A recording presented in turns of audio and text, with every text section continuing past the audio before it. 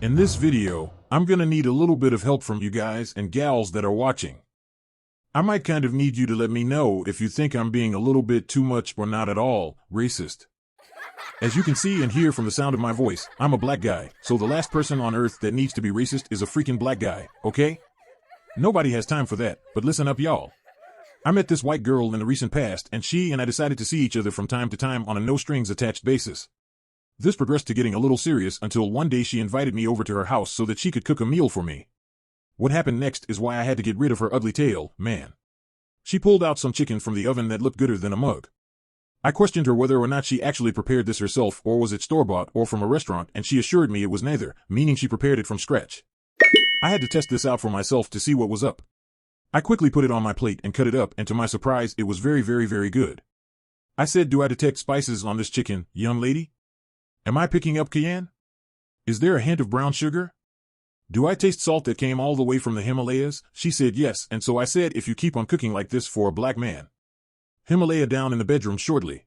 OMG, is that oregano I taste, as well as onion powder, garlic powder, and black pepper. Paprika and celery salt?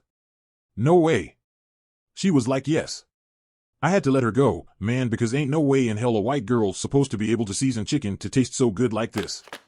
She had a big booty too, so I think she was raised by a pack of black folks or something. Her ugly tail gonna end up with type 2 diabetes. Is that racist, or am I right for letting her go? We had unprotected intercourse earlier that day, so I hope I didn't get her pregnant, because if so, she's just gonna be another single mother, because well, I'm a black guy. I gotta represent for my people. Please tell me this doesn't make me racist, or I guess let me know if it does. I need to know these things. I was messing with this Asian chick and man, I tell ya her ugly tail used to get on my nerves, bruh. Looking all gooder than a mug and junk. Walked by me and she smelled like petunias one day and lilies the next. I basically couldn't stand her uglass. LOL. No, but seriously, because all women are beautiful. Come on. You guys and gals know that. But to keep it all real, I only messed with her because I was in school at the local university and I was taking some hardcore STEM classes. You know. Science, technology, engineering, and mathematics courses. So long story short, I wrongly thought that having her around would be a good thing, but turns out she wasn't any help at all to me. It's not that she didn't want to be helpful. It wasn't that at all. Apparently, I picked an Asian chick that wasn't well versed in the subjects that I was taking. I was taking chemistry and calculus-based physics, and this lady never even heard of this stuff, but she listened to a lot of rap and other Negro music and knew how to back that thing up, I tell ya, so I kept her around for good measure. We also had unprotected intercourse. I just hope I didn't get her pregnant, because she's just gonna be another single mother, and I'm sure that this will make her parents really upset and come after me. I'm about to start going to school again, and so this time I'll be a little more careful of what Asian chick I mess with. She'll have to show me her credentials first. Come with some math or engineering degrees up in this biatch with her ugly tail, and I don't care if she wears makeup or blackface, because I don't get offended easily. I just really hope that I don't sound like a racist, because I really thought that I stopped doing that a long time ago. Anywho, I was messing with this black chick and her uglass had the nerve to be all hot to death and junk, man. I couldn't stand her tail. This little thing used to have me swinging from vine to vine chasing after her in the jungle like Black Tarzan. I used to love having fun with her, and like the other aforementioned women, she really kept me on my toes. But what I used to always congratulate her on was the fact that she was a sister that wore her natural hair all the time, and if you know anything about me in person, you know that I love it when black women wear their natural God-given hair. One time, while we were watching a movie at the theater, she decided to lay her head on my shoulder and I could smell her hair, and later on we made passionate whoopee as I could then really take advantage and smell her hair, and this greatly added to me being turned on during unprotected intercourse. I used to yell out her name during the lovemaking process and she'd say something like, "Boy, is that all you got?" I would say something like, "It ain't the size of the boat, it's the motion in the ocean." She was like, "Boy, whatever movement you're doing ain't got any motion in this ocean, and haven't you heard the saying, still waters run dry?"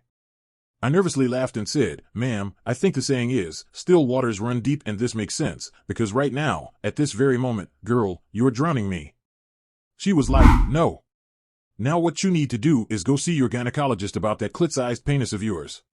That's what you need to do." We finished making sweet love to each other and knocked off the small talk and went to get ourselves some breakfast, as we had just both worked up a pretty big appetite for ourselves, all sweaty and nasty, needing showers, honestly. We ate and she and I both got in the shower, but what happened next really made me upset with her. You would have thought that her ragging on my having a little wee would have been the ticket, but that was poppycock compared to this. Remember, ladies and gentlemen, I told you that I just loves me a black woman that wears her natural hair, and she really had me a good day governor when we met because of this. But we're now in the shower, and weirdly enough, during sexual intercourse, I never thought to run my fingers through her hair. I was content to just deep sniff her hair during the act, but I never messed with this black woman's hair, bruh. Well, I should have. We took turns getting wet, but as usual, she was reluctant to get her hair wet.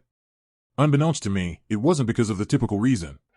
Turns out when I playfully tugged her hair, man, it fell off and down onto the shower floor, and underneath her natural hair was a freaking wig.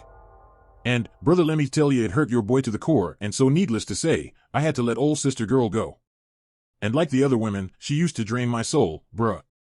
We also used to have unprotected intercourse, so I hope I didn't get her pregnant, as this will most likely leave her as a single mother, because it ain't mine. I'm a black man. Okay? It ain't mine. PSA. Public service announcement. It ain't mine. No, but seriously. They should have it be mandatory to have paternity tests when there's a pregnancy, and until they do that. It ain't mine. I am a black man that's going to make your daughter or mother or auntie or some female out there a single mother, because I'm supposed to. Now if that ain't racist, I guess I can make another video that will top this one. I tried to be just a little racist in this one. Just ignorant enough to not cause such an uproar from the public. Now, as my former black female lover suggested, I'm off to see my gynecologist about my clitoris-sized penis, because ain't no woman of any color got time for that. These women nowadays can get on these dating apps and dial up exactly what they want from a man, as long as he's not lying about his junk, of course. Notice I said, as long as. Haha.